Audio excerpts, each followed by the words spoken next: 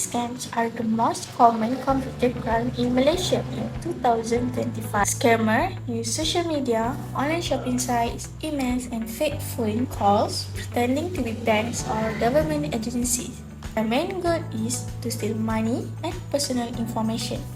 These scams are harmful because victims can lose their savings, have their identities stolen, and suffer emotional stress or depression. Online fraud also reduces public trust in digital payments and online services. To stay safe, never share OTP or TSC passwords or bank details. Avoid clicking suspicious links and always verify sellers or accounts using tools like Semak Mula. Use strong password, enable 2FA, and keep device updated.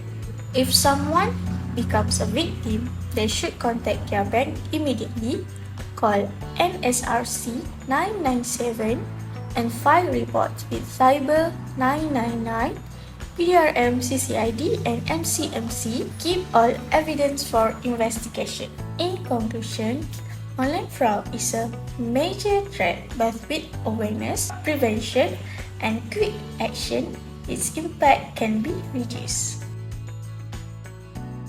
As a software developer running a successful AI company, protecting your AI software's intellectual property (IP) in Malaysia is essential.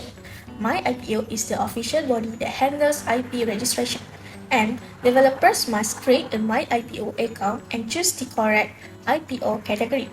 For AI systems, the most relevant protection are copyright for the software code, patent for any unique technical innovation, and possibly a trademark for the brand or logo. Once the correct IP type is identified, the owner proceeds with My IPO's online registration process. Copyright registration requires filling in a copyright portal form with details such as the work type, author information, and a copy of the software code. Copyright protection exists automatically upon creation, but registration provides legal proof. Patent registration is more complex. Applicant must review the patent guidelines on the My IPO website and submit technical description, claims, diagrams, and evidence that the AI system is new, inventive, and industrial applicable. These documents are submitted through the My IPO online filing system. After submitting the required forms and paying the fees, My IPO begins the examination process. Copyright checks are fast, while patent examination take longer to ensure the invention is truly original.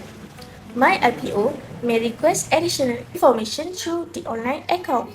Once approved, the applicant receives a copyright certificate or a patent grant certificate valid for 20 years.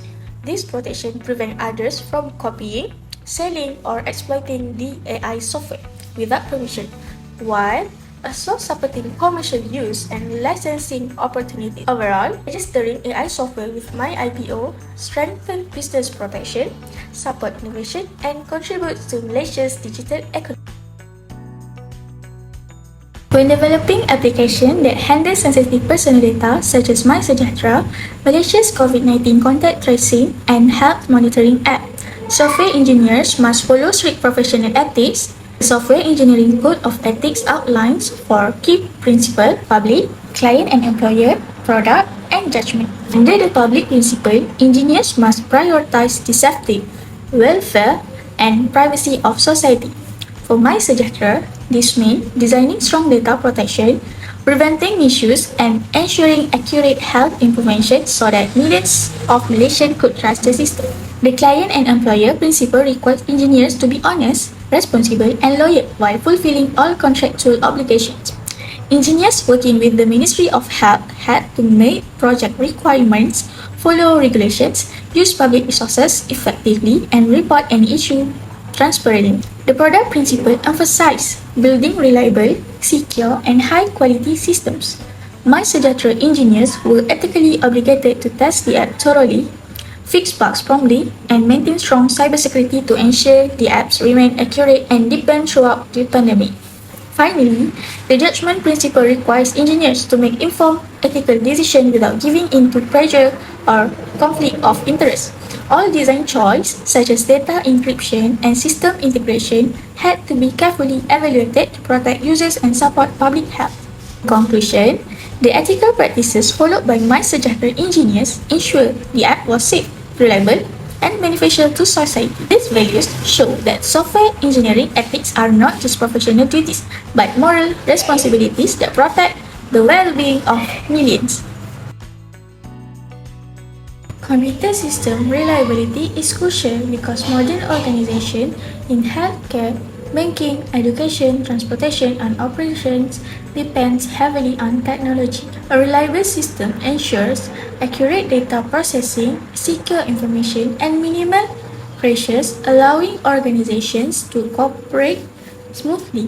When systems are unreliable, the consequences can include data loss, downtime, financial damage, legal issues, and loss of trust between users and organizations. A powerful example is the UK Post Office Horizon IT scandal, where a faulty accounting system falsely showed financial shortage. Over 700 postmasters were wrongly accused of fraud or theft between 1999 and 2015, losing their jobs, savings, reputations, and in many cases being sent to prison.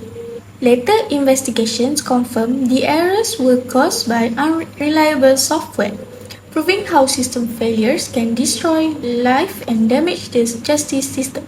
In the context of mobile phones, both Apple and Android offer strong features, but reliability differs. Apple is generally more reliable because it controls both the hardware and iOS software, leading to smoother performance, fast updates, long-term security support, and consistent quality.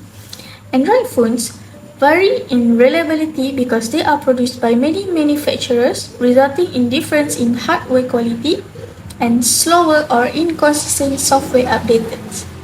Overall, Apple tends to be more reliable on average, while Android provides a wide range of devices with varying level of reliability.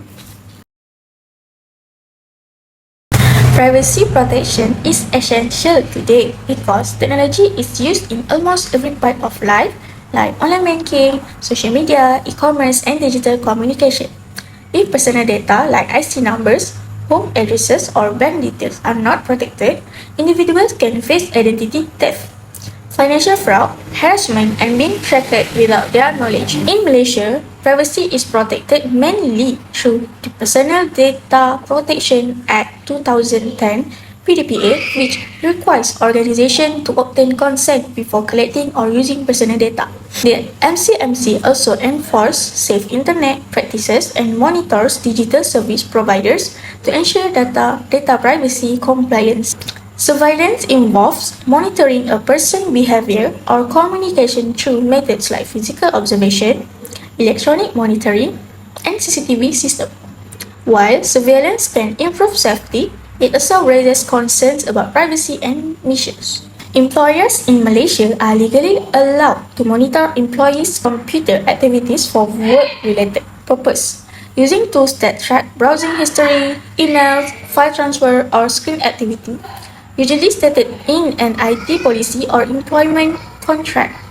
For national security and crime prevention, the Malaysian government may monitor digital activities such as social media content or phone records using agencies like PDRM, MCMC, or the National Security Council. Individuals can reduce tracking risks by using strong passwords, 2FA, VPNs, device updates, and managing location setting. Ethically, surveillance must balance public safety and individual privacy. Right. Excessive monitoring can lead to abuse of power, discrimination, and loss of personal freedom. To maintain this balance, authorities must follow laws, be transparent, and limit how intrusive surveillance can be.